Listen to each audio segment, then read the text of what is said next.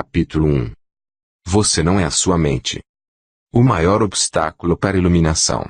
Iluminação, o que é isso?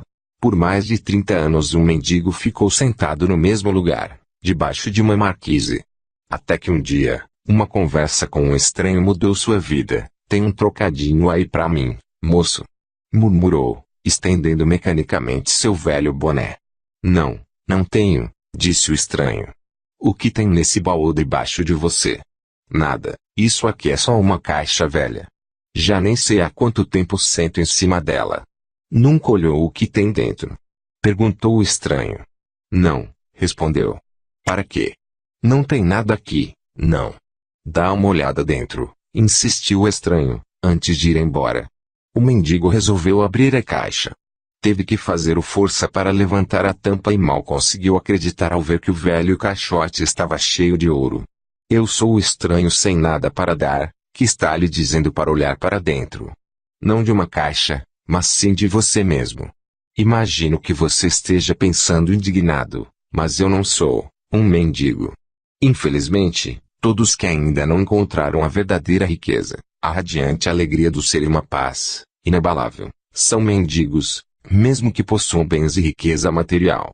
Buscam, do lado de fora, migalhas de prazer, aprovação, segurança ou amor, embora tenham um tesouro guardado dentro de si, que não só contém tudo isso, como é infinitamente maior do que qualquer coisa oferecida pelo mundo. A palavra iluminação transmite a ideia de uma conquista sobre-humana, e isso agrada ao ego, mas é simplesmente o estado natural de sentir-se em unidade com o ser. É um estado de conexão com algo imensurável e indestrutível. Pode parecer um paradoxo, mas esse algo é essencialmente você e, ao mesmo tempo, é muito maior do que você. A iluminação consiste em encontrar a verdadeira natureza por trás do nome e da forma.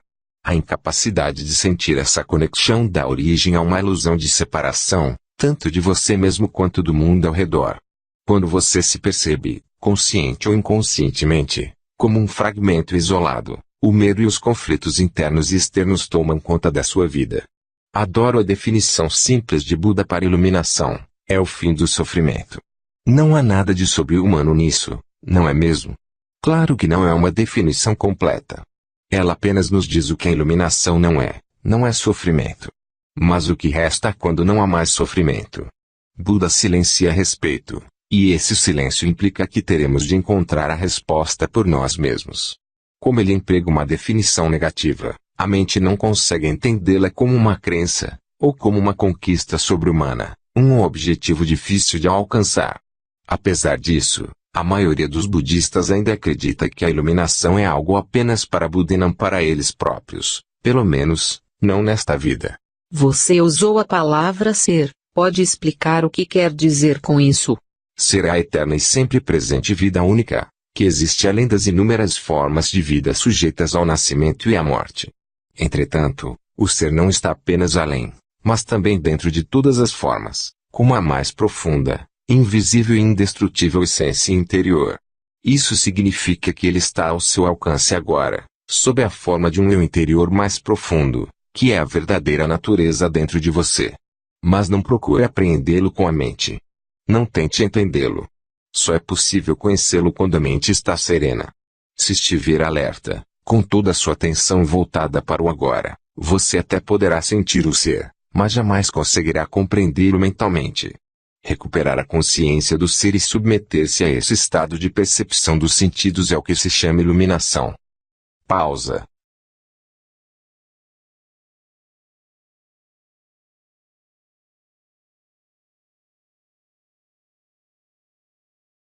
Quando você diz ser, está falando sobre Deus?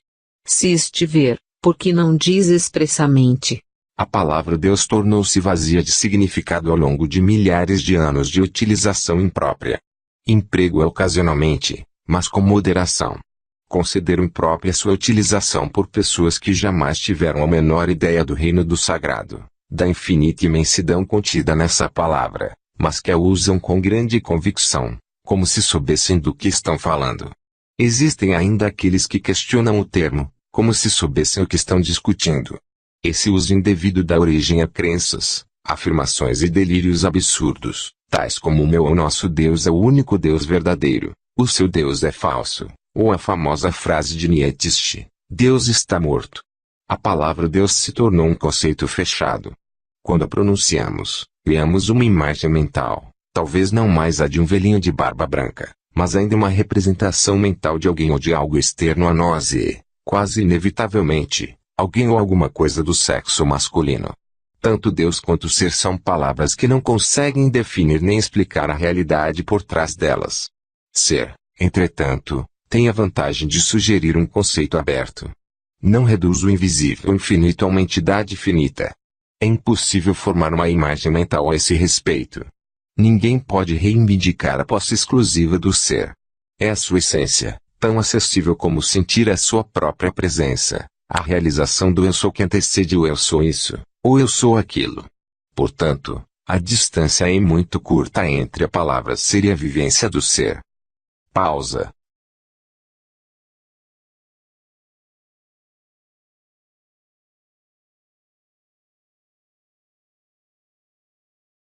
Qual o maior obstáculo para vivenciar essa realidade?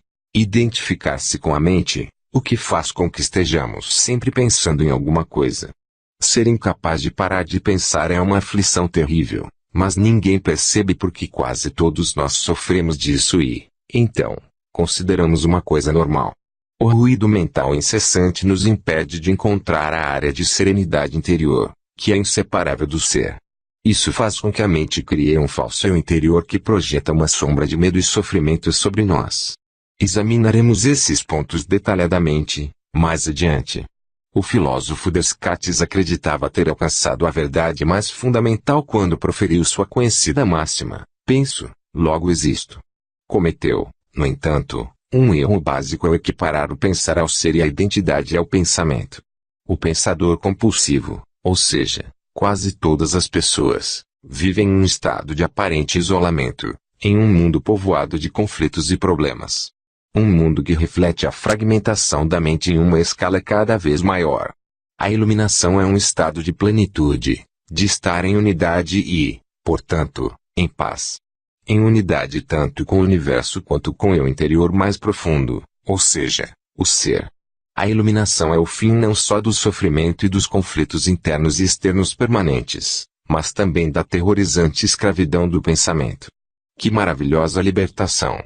Se nos identificamos com a mente, criamos uma tela opaca de conceitos, rótulos, imagens, palavras, julgamentos e definições que bloqueia todas as relações verdadeiras. Essa tela se situa entre você e o seu interior, entre você e o próximo, entre você e a natureza, entre você e Deus.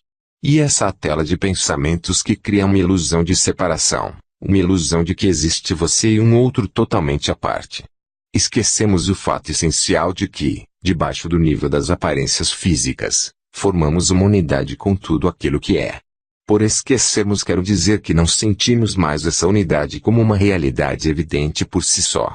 Podemos até acreditar que isso seja uma verdade, mas não mais a reconhecemos como verdade. Acreditar pode até trazer conforto. No entanto, a libertação só pode vir através da vivência pessoal. Pensar se tornou uma doença. A doença acontece quando as coisas se desequilibram. Por exemplo, não há nada de errado com a divisão e a multiplicação das células no corpo humano. Mas, quando esse processo acontece sem levar em conta o organismo como um todo, as células se proliferam e temos a doença. Se for usada corretamente, a mente é um instrumento magnífico. Entretanto, quando a usamos de forma errada, ela se torna destrutiva. Para ser ainda mais preciso, não é você que usa a sua mente de forma errada. Em geral, você simplesmente não usa a mente. É ela que usa você. Essa é a doença. Você acredita que é a sua mente. Eis aí o delírio. O instrumento se apossou de você. Não concordo muito com isso. É verdade que penso muito sem um objetivo definido, como a maioria das pessoas. Mas ainda posso escolher como usar a minha mente para ter e conseguir coisas, e faço isso o tempo todo. Só porque podemos resolver palavras cruzadas ou construir uma bomba atômica não significa que estejamos usando a mente. Assim como os cães adoram mastigar ossos, a mente adora transformar dificuldades em problemas. É por isso que ela resolve palavras cruzadas e constrói bombas atômicas. Mas essas coisas não interessam a você. Pergunto então, você consegue se livrar da sua mente quando quer? Já encontrou o botão que a desliga? A ideia é parar de pensar completamente. Não, não consigo, a não ser por 1 ou 2 segundos. Então, é porque a mente está usando você. Estamos tão identificados com ela que nem percebemos que somos seus escravos.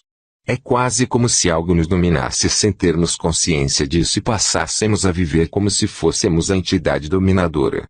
A liberdade começa quando percebemos que não somos a entidade dominadora, o pensador. Saber disso nos permite observar a entidade. No momento em que começamos a observar o pensador, ativamos um nível mais alto de consciência. Começamos a perceber, então, que existe uma vasta área de inteligência além do pensamento, e que este é apenas um aspecto diminuto da inteligência. Percebemos também que todas as coisas realmente importantes como a beleza, o amor, a criatividade, a alegria e a paz interior surgem de um ponto além da mente. É quando começamos a acordar. Pausa.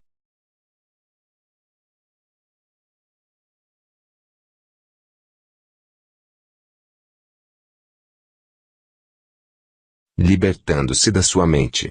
O que você quer dizer exatamente por observar o pensador? Quando alguém vai ao médico e diz, ouço uma voz dentro da minha cabeça, provavelmente será encaminhando a um psiquiatra. De uma forma ou de outra, praticamente todas as pessoas ouvem uma voz, ou algumas vozes, o tempo todo dentro da cabeça. São os processos involuntários do pensar, que acreditamos que não podemos interromper, manifestando-se como monólogos ou diálogos contínuos. Você já deve ter cruzado na rua com pessoas doidas falando sem parar ou resmungando consigo mesmas. Isso não tem nada de diferente do que acontece com você com outras pessoas normais, exceto que vocês não falam alto. A voz comenta, especula, julga, compara, desculpa, gosta, desgosta, etc.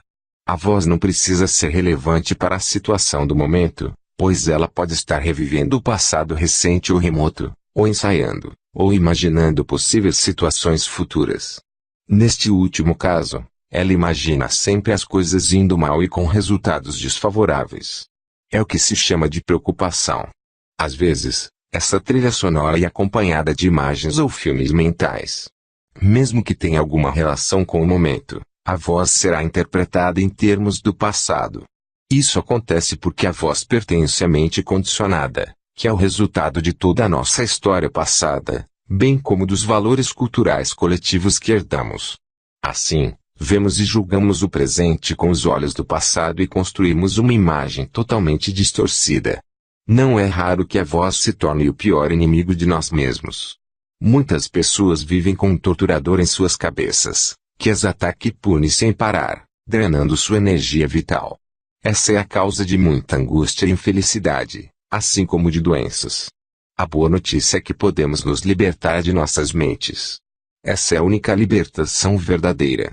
Dê o primeiro passo nesse exato momento. Comece a prestar atenção ao que a voz diz, principalmente a padrões repetitivos de pensamento, aquelas velhas trilhas sonoras que você escuta dentro da sua cabeça há anos. É isso que quero dizer com observar o pensador. É um outro modo de dizer o seguinte: ouça a voz dentro da sua cabeça, esteja lá presente, como uma testemunha. Seja imparcial ao ouvir a voz, não julgue nada. Não julgue ou condene o que você ouve, porque fazer isso significaria que a mesma voz acabou de voltar pela porta dos fundos. Você logo perceberá, lá está a voz e aqui estou eu, ouvindo-a e observando-a. Sentir a própria presença não é um pensamento, é algo que surge de um ponto além da mente. Pausa.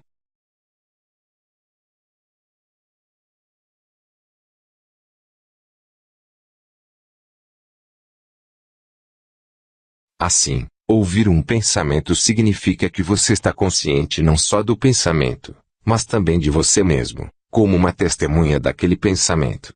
Isso acontece porque uma nova dimensão da consciência acabou de surgir. Quando você ouve o pensamento, sente uma presença consciente, que é o seu eu interior mais profundo, por trás ou por baixo do pensamento. O pensamento, então, perde o poder que exerce sobre você e se afasta rapidamente, porque a mente não está mais recebendo a energia gerada pela sua identificação com ela. Esse é o começo do fim do pensamento involuntário e compulsivo. Quando um pensamento se afasta, percebemos uma interrupção no fluxo mental, um espaço de mente vazia. No início, esses espaços são curtos, talvez apenas alguns segundos, mas, aos poucos, se tornam mais longos. Quando esses espaços acontecem, sentimos uma certa serenidade e paz interior. Esse é o começo do estado natural de nos sentirmos em unidade com o ser, que normalmente é encoberto pela mente. Com a prática, a sensação de paz e serenidade vai se intensificar. Na verdade, essa intensidade não tem fim. Você também vai sentir brotar lá de dentro uma sutil emanação de alegria, que é a alegria do ser. Não se trata de um estado de transe. Nada disso. Se o preço da paz fosse a perda da consciência e o preço da serenidade, uma falta de vitalidade e de vivacidade, então não valeria a pena. É exatamente o oposto. Nesse estado de conexão interior, ficamos muito mais alertas. Estamos presentes por inteiro. Ao penetrarmos mais profundamente nessa área de mente vazia, como ela às vezes é chamada no Oriente, começamos a perceber o estado de pura consciência. Nesse estado, sentimos a nossa própria presença com tal intensidade e alegria que os pensamentos, as emoções, nosso corpo, o mundo exterior, tudo se torna insignificante comparado a ele. No entanto, não é um estado egoísta, e sim generoso. Ele nos transporta para um ponto além do que antes julgávamos ser o nosso eu interior. Essa presença é essencialmente você e, ao mesmo tempo, muito maior do que você. Pausa.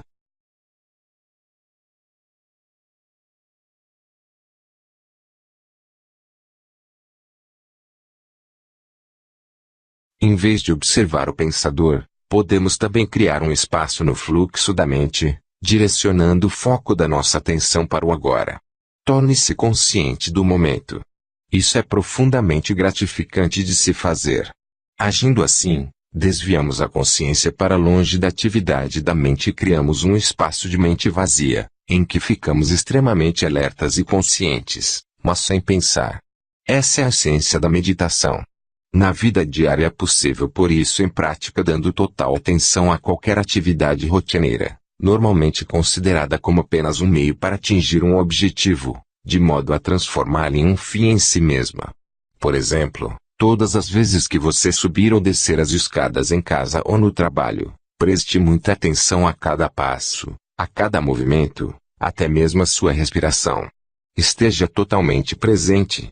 Ou, quando lavar as mãos, preste atenção a todas as sensações provocadas por essa atividade, como o som e o contato da água, o movimento das suas mãos, o cheiro do sabonete, e assim por diante. Ou então, quando entrar em seu carro, pare por alguns segundos depois que fechar a porta e observe o fluxo da sua respiração. Tome consciência de um silencioso, mas poderoso, sentido de presença. Para medir, sem errar, o seu sucesso nessa prática, verifique o grau de paz dentro de você. Pausa.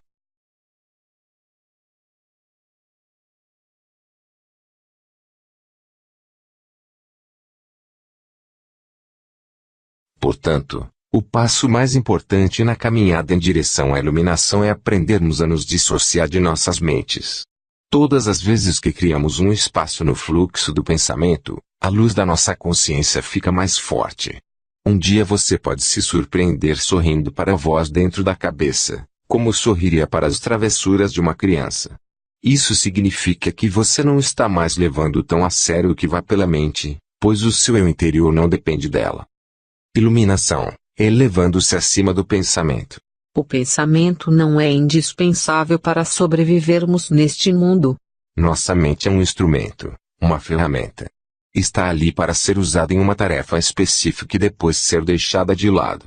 Sendo assim, eu poderia afirmar que 80% a 90% dos pensamentos não só são repetitivos e inúteis, mas, por conta de uma natureza frequentemente negativa, são também nocivos. Observe sua mente e verificará como isso é verdade.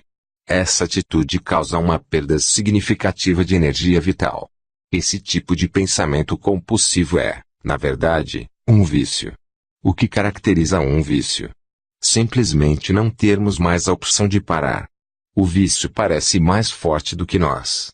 Proporciona ainda uma falsa sensação de prazer, um prazer que, quase sempre, se transforma em sofrimento. Porque temos de ser viciados em pensar. Porque estamos identificados com esse processo, já que a percepção do interior tem origem no conteúdo e na atividade de nossas mentes. Acreditamos que deixaríamos de existir se parássemos de pensar. No processo de crescimento, construímos uma imagem mental de nós mesmos, baseada em nosso condicionamento pessoal e cultural. Podemos chamar isso fantasma pessoal do ego. Consiste em uma atividade mental e só pode ser mantido através do pensar constante.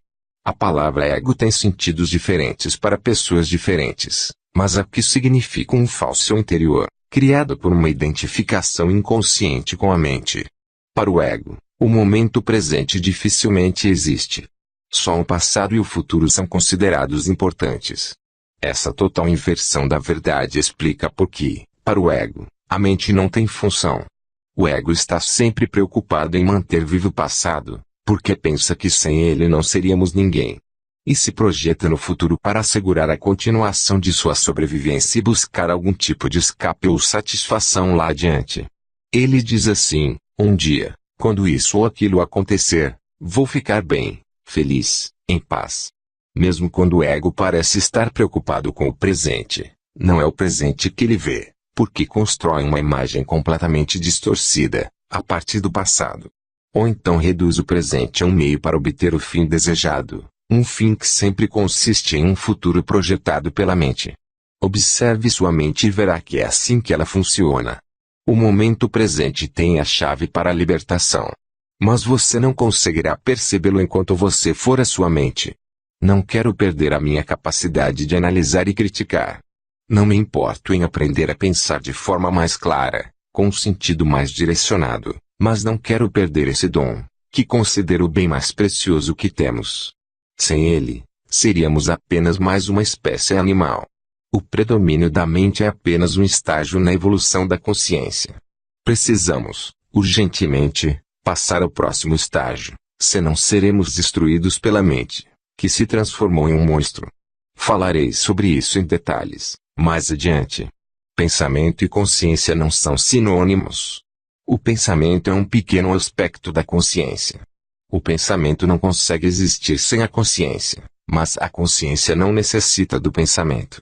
A iluminação significa chegar a um nível acima do pensamento, e não em ficar abaixo dele, ao nível de um animal ou de uma planta.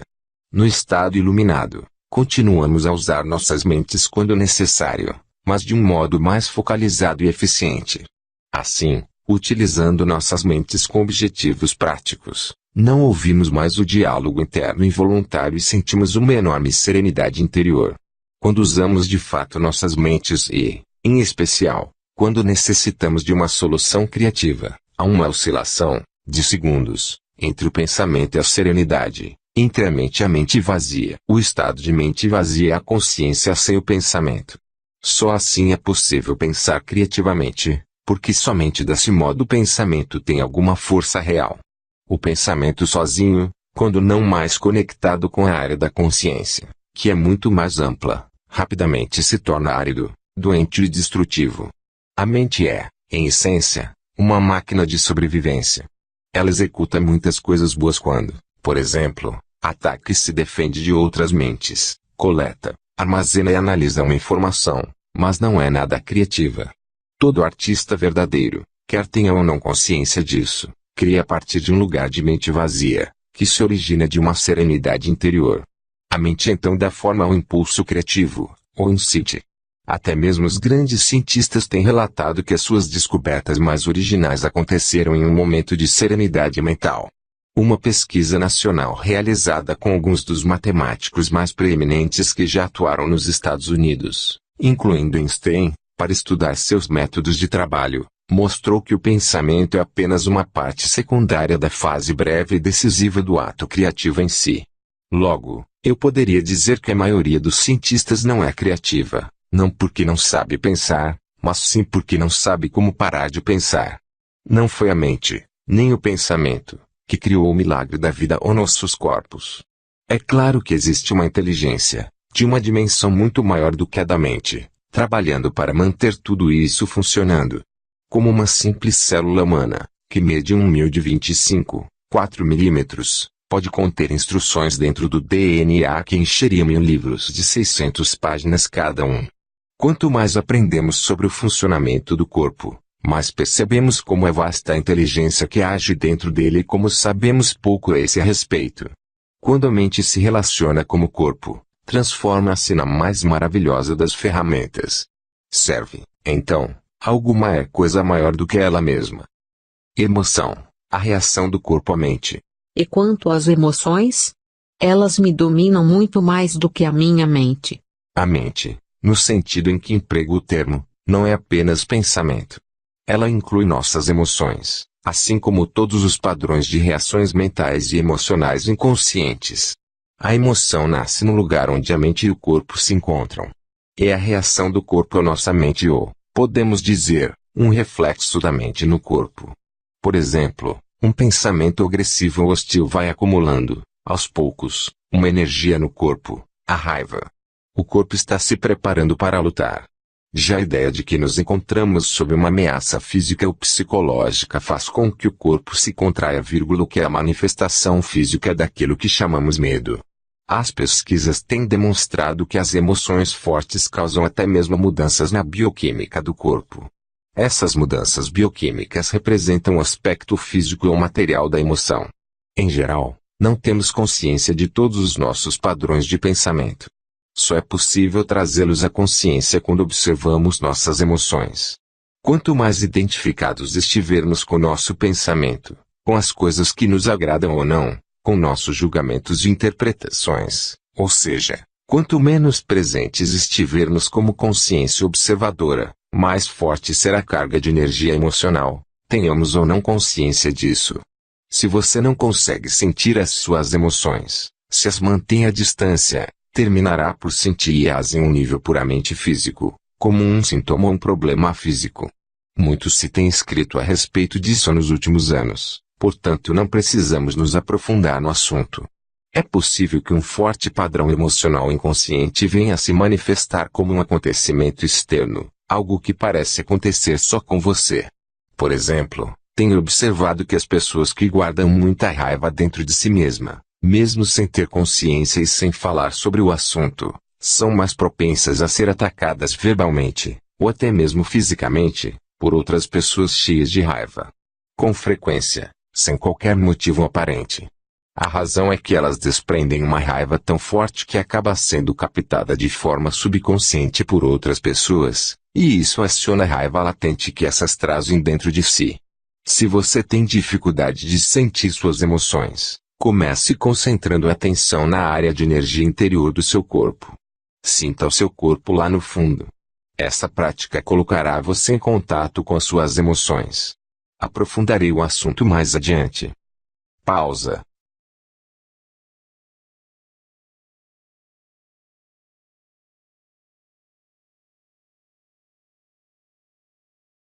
Você diz que a emoção é o reflexo da mente no corpo. Mas, às vezes, ocorre um conflito entre os dois quando a mente diz não e a emoção diz sim, ou vice-versa. Se quisermos conhecer mesmo a nossa mente, o corpo sempre nos dará um reflexo confiável. Portanto, observe a sua emoção, ou melhor, sinta em seu corpo. Se houver um aparente conflito entre os dois, a verdade estará na emoção e não no pensamento. Não a verdade definitiva sobre quem você é, mas a verdade relativa ao estado da sua mente naquele momento. É bastante comum ocorrerem conflitos entre os pensamentos superficiais e os processos mentais inconscientes. Mesmo que você ainda não seja capaz de trazer a sua atividade mental inconsciente para um estado de consciência sob a forma de pensamento, ela estará sempre refletida no seu corpo como uma emoção, e isso você pode passar a perceber. Observar uma emoção por esse ângulo é basicamente o mesmo que ouvir ou observar um pensamento, como descrevi anteriormente. A única diferença é que o pensamento está na sua cabeça, enquanto a emoção, por conter um forte componente físico, se manifesta em primeiro lugar no corpo.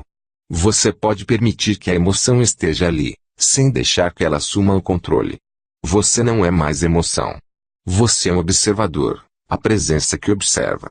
Ao praticar isso, tudo que está inconsciente será trazido à luz da sua consciência. Então, observar nossas emoções é tão importante quanto observar nossos pensamentos? Sim. Habitue-se a perguntar o que está acontecendo com você nesse exato momento. Essa questão lhe indicará a direção certa. Mas não analise, apenas observe. Concentre sua atenção dentro de você. Sinta a energia da emoção. Se não há emoção presente, concentre sua atenção mais fundo no campo da energia interna do seu corpo. Essa é a porta de entrada para o ser. Pausa.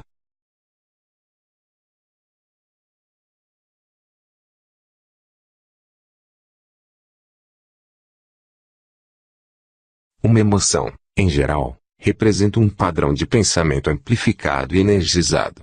Por conta da carga energética quase sempre excessiva que ela contém, não é fácil, a princípio, termos condições para observá-la. A emoção quer assumir o controle, e quase sempre consegue, a menos que você esteja presente e alerta. Se você for empurrado para uma identificação inconsciente com a emoção, ela se tornará, temporariamente, você.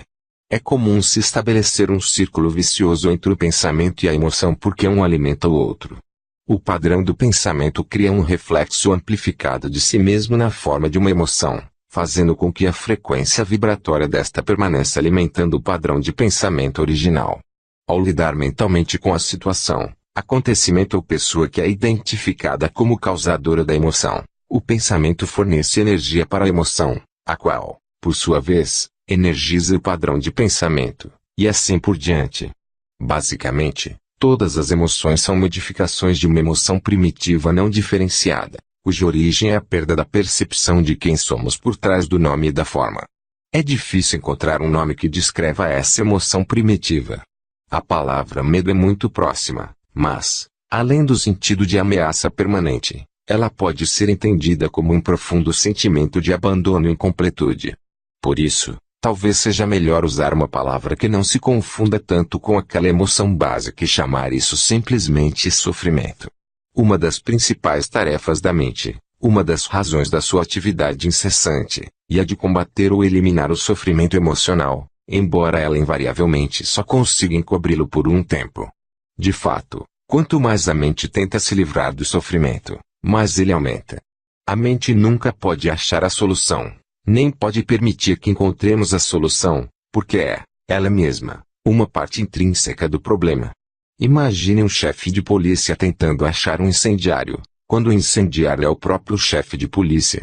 Não nos livraremos desse sofrimento enquanto não extrairmos o sentido de anterior de identificação com a mente, ou seja, do ego. A mente é, então, derrubada da sua posição de poder, e o ser se revela em si mesmo, como a verdadeira natureza da pessoa. Já sei o que você vai perguntar agora. Eu ia perguntar, o que acontece pelas emoções positivas, como o amor e a alegria? Elas são inseparáveis do estado natural de conexão interior com o ser. Sempre que houver um espaço no fluxo dos pensamentos, podem ocorrer lampejos de amor e alegria, ou breves instantes de uma paz profunda. Para a maioria das pessoas, tais espaços raramente acontecem. E mesmo assim por acaso, nas ocasiões em que a mente fica sem palavras, instigada por uma beleza estonteante, uma exaustão física extrema, ou mesmo um grande perigo, de repente se instala uma serenidade interior. E dentro dessa serenidade existe uma alegria sutil, mas intensa, existe amor, existe paz. Normalmente, tais momentos têm vida curta, pois a mente logo reassume essa atividade barulhenta que chamamos pensar. O amor, a alegria e a paz não conseguem florescer, a menos que tenhamos nos livrado do domínio da mente. Mas eu não os chamaria de emoções. Eles estão por baixo das emoções, em um nível mais profundo. Portanto, precisamos nos tornar plenamente conscientes de nossas emoções e sermos capazes de senti-las, antes de sermos capazes de sentir aquilo que está além delas. A palavra emoção significa, literalmente, desordem. A palavra vem do latim movere, que significa movimentar. Amor, alegria e paz são estados profundos do ser, ou melhor, três aspectos do estado de ligação com o ser.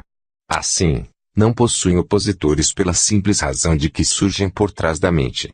As emoções, por outro lado, sendo uma parte da mente dualística, estão sujeitas à lei dos opostos. Isso quer dizer, simplesmente, que não se pode ter o bom sem que haja o mal. Portanto, numa condição não iluminada de identificação com a mente, aquilo que algumas vezes é erroneamente chamado de alegria é um lado geralmente breve do prazer, dentro da alternância contínua do ciclo sofrimento-prazer. O prazer sempre se origina de alguma coisa externa a nós, ao passo que a alegria nasce do nosso interior. A mesma coisa que proporciona prazer hoje provocará sofrimento amanhã, ou nos abandonará, e essa ausência causará sofrimento.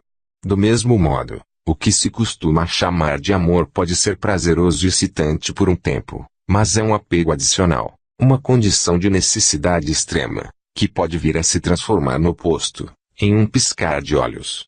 Muitas relações amorosas, passada a euforia inicial, oscilam entre o amor e o ódio, a atração e a agressão. O amor verdadeiro não permite que você sofra. Como poderia? Não se transforma em ódio de repente, assim como a verdadeira alegria não se transforma em sofrimento. Antes de atingirmos iluminação, antes mesmo de nos libertarmos de nossas mentes, podemos ter lampejos de alegria autêntica, de um amor verdadeiro ou de uma profunda paz interior, tranquila, mas intensamente viva. Esses são aspectos da nossa verdadeira natureza, em geral obscurecida pela mente. Mesmo dentro de uma relação normal de dependência, é possível haver momentos onde podemos sentir a presença de algo genuíno, incorruptível. Mas serão somente lampejos, a serem logo encobertos pela interferência da mente. Você poderá ficar com a impressão de que teve alguma coisa muito valiosa, mas a perdeu, ou a sua mente pode lhe convencer de que tudo não passou de uma ilusão. A verdade é que não foi uma ilusão e você também não perdeu nada. Esse algo valioso é parte de seu estado natural, pode estar encoberto, mas nunca ser destruído pela mente. Mesmo quando o céu está totalmente coberto, o sol não desapareceu. Ainda está lá, por trás das nuvens. Buda diz que a dor ou o sofrimento surge através de desejos ou anseios, e que para se libertar da dor necessitamos romper as amarras do desejo. Todos os anseios nascem da busca da mente por salvação ou satisfação nas coisas externas e no futuro, como substitutos da alegria do ser. Se somos nossas mentes, somos aqueles anseios, aquelas necessidades, desejos, apegos e aversões. Fora deles não existe o eu, exceto como uma mera possibilidade, um potencial não preenchido, uma semente que ainda não germinou. Nessa condição, até mesmo o desejo de nos tornarmos livres ou iluminados não passa de mais um desejo a ser realizado ou concluído no futuro. Portanto, não busque se libertar do desejo ou adquirir a iluminação. Torne-se presente. Esteja lá, como um observador da mente. Em lugar de citar Buda, seja o iluminado, que é o que a palavra Buda significa. Os seres humanos têm vivido enredados pelo sofrimento por séculos, desde que decaíram do estado de graça, penetraram no domínio de tempo e da mente, e perderam a percepção do ser. Nesse momento, começaram a se perceber como fragmentos sem sentido em um universo estranho, sem conexão com a fonte e com o seu semelhante. Enquanto estivermos identificados com as nossas mentes, o que significa dizer, enquanto estivermos inconscientes espiritualmente, o sofrimento será inevitável. Refiro-me aqui ao sofrimento emocional, que é também a causa principal do sofrimento físico e da doença. O ressentimento, o ódio, a autopiedade, a culpa, a raiva, a depressão, o ciúme e até mesmo uma leve irritação são formas de sofrimento. E qualquer prazer ou forte emoção contém-se a semente do sofrimento. É o inseparável oposto, que se manifestará com o tempo. Quem já tomou bebidas alcoólicas ou drogas para ficar alto e sabe que o alto se transforma em baixo, que o prazer se transforma em alguma forma de sofrimento. A maioria das pessoas também sabe, por experiência própria, como uma relação íntima pode se transformar, de modo fácil e rápido, de fonte de prazer em fonte de sofrimento. Vistas de uma perspectiva mais ampla, tanto a polaridade negativa quanto a positiva são lados de uma mesma moeda. São partes de um sofrimento que está oculto, inseparável do estado de consciência identificado com a mente. Existem dois níveis de sofrimento: o que você cria agora e o que tem origem no passado que ainda vive em sua mente e no seu corpo. Deixar de criar sofrimento no presente e dissolver o sofrimento do passado, é sobre isso que desejo falar com você agora.